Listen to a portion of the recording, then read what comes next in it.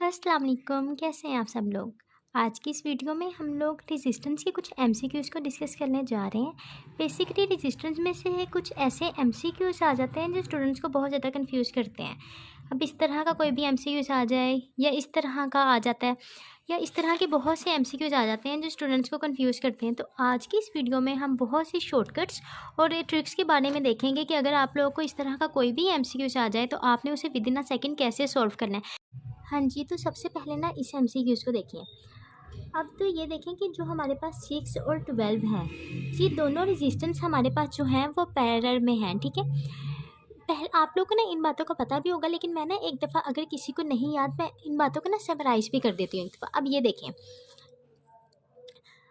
ये जो है ना हमारे पास ये सीरीज़ में है और ये पैरेलल में है, ठीक है। आप लोगों को वैसे इस बात का पता होगा, लेकिन चलें अगर किसी को कोई कन्फ्यूजन भी है तो मैं एक दफ़ा समराइज़ करती हूँ सारी बातों को कि अगर कोई भी हमारे पास सीरीज़ में होंगी रेजिस्टेंस, ठीक है, तो जो करंट होगा वो उसमें सेम पास करेगा। इस सब में करंट एक ही पास कर रहा है, ठीक है। लेकिन अगर कोई पैरेलल में है तो करंट जो होगा वो हमारे पास डिफरेंट होगा इनमें, ठीक है। लेकिन वोल्टेज सेम होगी, इसमें जो वोल्टेज होगा वो डिफरेंट होगा। अगर वो हमसे इसका फार्मूला पूछेंगे तो अगर सीरीज़ में रेजिस्टेंस दी हुई है और इन सब की जो वैल्यू है वो बिल्कुल सेम है, यानी रेजिस्टेंस 1, 2 एंड 3 की जो वैल्यूज़ हैं वो बिल्कुल सेम है, तो ये वाला फार्मूला यूज़ होगा। अब यानी अगर इन तीनों की वैल्यू जो है वो 2 दी हुई है, ठीक है, तो हम लोगों ने आर की जगह 2 पुट करना है, एन की जगह 3 आएगा। 3 कैसे आएगा, 1 2 3, क्योंकि ये 3 है इसलिए एन की जगह हम लोगों ने 3 पुट कर देना है। और आर की जगह जो है, क्योंकि रेजिस्टेंस की वैल्यू 2 है तो हम लोगों ने 2 लिखना है, तो 6 जो होगा वो हमारे पास आंसर आ जाएगा। इसी तरह अगर हमारे पास पैरेलल की वैल्यू, पैरेलल में उन्होंने इक्विवेलेंट रेजिस्टेंस पूछी हुई है, तो उसका जो फार्मूला होगा वो आर डिवाइडेड बाय एन होगा, यानी जितनी रेजिस्टेंस हमें दी हुई है इन सब की वैल्यू सेम होंगी, उसे डिवाइड कर देना जितनी टोटल होंगी, ठीक है। हाँ जी, तो अब इस एमसीक्यूज को देखें। अब भी हम लोगों ने देखा है कि ये जो दोनों होंगे ये क्या होंगे, कि पैरेलल होंगे। तो जब दो रेजिस्टेंस हमारे पास पैरेलल में दिए गए हों, उनमें जो शॉर्टकट होता है वो ये लगता है R1 multiply by R2 divided by R1 plus R2। यानी अगर हमारे पास दो रेजिस्टेंस दी गई हैं पैरेलल में तो हमारे पास जो शॉर्टकट लगता है वो ये वाला लगता है, ठीक है। तो अब हमने इन दोनों की वैल्यूज पुट कर दी हैं। अब इसके अलावा ना हम लोग इस तरह भी इस एमसीक्यूज को देख सकते हैं कि करंट ने इधर से जाना है और इधर इधर भी जाना है, इधर भी फ्लो करना है, ठीक है। यानी दोनों साइड पे करंट डिफरेंट हो गया है। और करंट डिफरेंट किस में होता है, जब हमारे पास पैरेलल का केस होता है, इसलिए कि हमारे पास पैरेलल का ही केस है, ठीक है।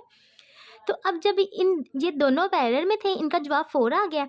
अब ये 4 हो गया। अब ये 6 के साथ क्या है, ये अब सीरीज में है इसके साथ, तो 6 + 4 क्या होगा, 10 हो जाएगा। क्योंकि हम लोगों ने जब इक्विवेलेंट रेजिस्टेंस फाइंड करनी होती है जो सीरीज में होती है तो हम प्लस करते हैं ना, तो इसलिए 6 + 4 होगा, वो 10 जो होगा वो इसका आंसर आ जाएगा, ठीक है जी। अब इस एमसीक्यूज को देखें। करंट ने इधर से पास होना है, इधर भी जाना है, इधर भी जाना है। इन तीनों में सेम फ्लो कर रहा है और इन तीनों में सेम है। जब सेम होगा वह सीरीज में होंगे ना, क्योंकि इसने इधर भी जाना है, करंट ने इधर भी जाना है, तो वो इन दोनों में सेम नहीं है, इन तीनों में सेम हो जाएगा, ठीक है। इन तीनों में सेम हो जाएगा, इन तीनों में सेम हो जाएगा, और फिर इधर और इधर जो होगा वो डिफरेंट हो जाएगा, तो ये दोनों आपस में क्या हो जाएंगी, पैरेलल हो जाएंगी, ठीक है। तो अब इस एमसीक्यूज को सॉल्व करें कि 1 1 1 सीरीज में है तो हम लोगों ने इन तीनों को प्लस करना है, तो हमारे पास 3 आ जाएगा, ठीक है। अब इसी तरह नीचे भी सबको प्रेस करना है तो भी हमारे पास 3 आ जाएगा। लेकिन ये दोनों आपस में क्या है, वो पैरेलल में है, ठीक है। ये दोनों आपस में पैरेलल में है। तो अभी हमने एक शॉर्टकट देखा था कि अगर हमारे पास पैरेलल में दो सेम रेजिस्टेंस होंगी तो हम लोगों ने R/N लगाना है। तो R हमारे पास क्या है, 3 है, और कितने रेजिस्टेंस हैं, 2 है, तो हमारे पास 3/2 आ गया, ठीक है। लेकिन अगर हमारे पास वैसे हम लोगों ने इसे फार्मूले से सॉल्व करना हो तो हम लोग ये भी लगाते हैं कि अगर हम लोगों ने सीरीज में फाइंड करना हो तो हम कहते हैं R equivalent is equal to R1 + R2 + R3, हम सो ऑन लिखते रहते हैं, ठीक है। लेकिन अगर हम लोगों ने पैरेलल का केस बताना हो तो हम लोग ये वाला फार्मूला लगाते हैं। इसमें हम जितनी मर्जी रेजिस्टेंस फिर आगे लिखते रहें, +1/R3 भी लिख सकते हैं, सो ऑन आपके पास जितनी भी हों। अब एक दफ़ा ना इस बात को ख्याल रखें कि अगर हमारे पास दो रेजिस्टेंस दी हुई हैं, बेशक वो सेम है या डिफरेंट है, ठीक है, आप ये वाला फार्मूला जो है वो लगा सकते हैं। अगर दो रेजिस्टेंस पैरेलल के केस में है तो आपने ये वाला लगाना है। लेकिन अगर आपके पास जो रेजिस्टेंस दी हुई है जितनी मर्जी दी हुई है लेकिन वो सेम है, यानी 1 1 है या 2 2 है, किसी एक भी रेजिस्टेंस की जो वैल्यू है वो डिफरेंट नहीं है, तो आप ये वाला शॉर्टकट लगा सकते हैं, ठीक है। और वैसे अगर कोई भी एमसीक्यूज आ जाए तो उसमें सिंपल इस फार्मूले से जो है वो सॉल्व हो सकता है। 1/r equivalent 1/r1 plus 1/r2 और आगे सो ऑन आप लिख सकते हैं। और अगर सीरीज़ में आ गया तो सीरीज़ में r1 plus r2 plus r3 simple इस फार्मूले से सॉल्व होगा। इस तरह का एमसीक्यूज आ जाता है कि वो हमसे पूछते हैं कि वायर को हम लोगों ने बेंड किया है, ट्रायंगल बना दी है, तो अब हमने रेजिस्टेंस बतानी है टू कॉर्नर्स के दरमियान, ठीक है। तो अब देखें, जब आपके पास एक वायर थी, आपने उसे बेंड किया, ट्रायंगल बना दिया, ट्रायंगल ऐसे बनती है ना, तो हमारे पास टोटल रेजिस्टेंस क्या थी, 12 थी। जब आपने उसे बेंड किया, यानी अब उस पूरे ट्रायंगल में उसने जाना है और इक्वल अमाउंट उसकी जानी है रेजिस्टेंस की, ठीक है। क्योंकि एक पूरी वायर थी, उसे हम लोगों ने बेंड किया है ट्रायंगल में, वो 12 थी। अब जब 3 उसके कोने बनते हैं ना, तो हर किसी में कितनी कितनी जाएगी, 4 3 12 होता है, तो इसलिए 4 4 4, ठीक है। अब इस तरह के एमसीक्यूज में जो शॉर्टकट लगता है वो ये वाला लगता है कि n-1 divided by n multiply करना है उसे रेजिस्टेंस से। अब रेजिस्टेंस जो होती है वो तो इस केस में सेम होती है, क्योंकि वायर में एक रेजिस्टेंस जा रही है, जब हमने उसे बेंड करना है तो उसने इक्वली जो है वो हर जगह जाना है, तो इसलिए अब रेजिस्टेंस जो है वो तो हमारे पास जो है वो 4 है। एन से मुराद होता है कितने हमारे पास कॉर्नर्स हैं, कॉर्नर्स कितने, 1 2 3 है, तो 3 में से जो है वो हमने माइनस करना है 1 को और डिवाइड करना है 3 को, ठीक है। तो अब इसको हम लोगों ने जब इस फार्मूले में लगाना है, फार्मूले में अब हमने सारी वैल्यूज़ को जब पुट करना है, तो हमारे पास जो आंसर है वो 2.7 ओहम्स आ जाएगा, ठीक है। तो इसका जो सही आंसर होगा वो बीटा है। अब देखें, ये वाला एमसीक्यूज भी बिल्कुल वैसे सॉल्व होना है जिस तरह हम लोगों ने ऊपर वाला क्वेश्चन सॉल्व किया है। एक दफ़ा वीडियो को रोककर आप लोग इस क्वेश्चन को सॉल्व करने की कोशिश करें। अगर किसी को नहीं समझ आती तो वो फिर देखें कि अब इस क्वेश्चन में उन्होंने हमें कहा हुआ है कि वायर को हम लोगों ने जो 12 ओहम रेजिस्टेंस की थी उसे हम लोगों ने बेंड करके क्या बनाया है, स्क्वायर बनाया है। ऊपर वाले एमसीक्यूज में हम लोगों ने ट्रायंगल बनाई थी, अब स्क्वायर बनाया हुआ है। अब हम लोगों ने इक्विवेलेंट रेजिस्टेंस बतानी है दो कॉर्नर्स के दरमियान, ठीक है। तो स्क्वायर में हमारे पास कितने कॉर्नर्स बनते हैं, 4 बनते हैं। ट्रायंगल में 3 बनते हैं, इस तरह स्क्वायर में हमारे पास 4 बनते हैं। तो हम लोगों ने चारों तरफ जो है वो इक्विवेलेंट रेजिस्टेंस देनी है। तो 3 को जब 4 से मल्टीप्लाई करेंगे 12 आ जाएगा। तो यानी 4 पार्ट्स पे हम लोगों ने इक्विवेलेंट रेजिस्टेंस देनी है। तो अब 3 3 हम लोगों ने दे दी है। अब वही वाला फार्मूला आएगा कि n-1 divided by n multiply by जो हम लोगों ने रेजिस्टेंस से करना है, रेजिस्टेंस कितनी है, 3 है, कॉर्नर्स 4 है, 4 को माइनस करना है 1 से, डिवाइड करना है 4 से, तो जो हमारे पास आंसर आ जाएगा वो 9 डिवाइडेड बाय 4 जो होगा वो इसका आंसर आ जाएगा जी। अब इस एमसीक्यूज़ को देखें, इस एमसीक्यूज़ में भी मैं आप लोगों को एक शॉर्टकट के बारे में बताऊँगी। अब पहले ये देखें कि 3 4 एंड 5 जो हैं वो हमारे पास क्या है, सीरीज़ में है, ठीक है। सेम करंट फ्लो कर रहा है, 3 4 एंड 5 सीरीज़ में है, इन तीनों को प्लस किया तो हमारे पास 12 आ गया। अब 6 और 12 पैरेलल में है, ठीक है। आप लोग इसे फार्मूला लगा के भी सॉल्व कर सकते हैं, R1 R2 divided by R1 plus R2, ठीक है। लेकिन इस तरह के एमसीक्यूज़ को सॉल्व करने की एक और ट्रिक भी ये होती है कि आप देखें 12 जो है वो 6 के टेबल में आ रहा है, 6 1 6 6 2 12, यानी 2 से मल्टीप्लाई करने से आ रहा है। तो अगर इस तरह का कोई भी एमसीक्यूज़ या कोई भी सर्किट सॉरी बना हुआ आ जाए, तो जो हमारे पास इन दोनों में से बड़ी वैल्यू होगी उसे हम ऊपर लिखेंगे, ग्रेटर को ऊपर लिखेंगे और इसे डिवाइड करना है। ये 6 2 यानी 2 से मल्टीप्लाई करने से आता है ना, तो 2 को मल्टीप्लाई कर देंगे 1 से, तो 3 हमारे पास आ जाएगा, ठीक है। अगर यहाँ पर हमारे पास 12 नहीं 18 होता, यानी 6 1 6 6 2 12 6 3 18, यानी आप 3 से मल्टीप्लाई करने से आ रहा है ना, तो ग्रेटर तो हम लोगों ने 18 नहीं लिखना था, लेकिन नीचे क्या लिखना था, यानी 3 को करने से आ रहा था ना वो, तो 3 + 1 करना है, तो हमारे पास ये 4 हो जाएगा। उम्मीद है आप लोग को इस ट्रिक की समझ आ गई होगी। चलिए हम लोग कुछ और वैल्यूज़ पुट करके देखते हैं, ताकि अगर किसी को नहीं भी समझ आई तो उसे भी ये जो ट्रिक है वो अच्छी तरह क्लियर हो जाए। कि अगर यहाँ पर हमारे पास 8 दिया होता और यहाँ पर 24 दिया होता, ठीक है, यहाँ पर 8 है, यहाँ पर 24 है, तो 24 कब आता है, जब हम लोग 8 को मल्टीप्लाई करते हैं 3 से, ठीक है।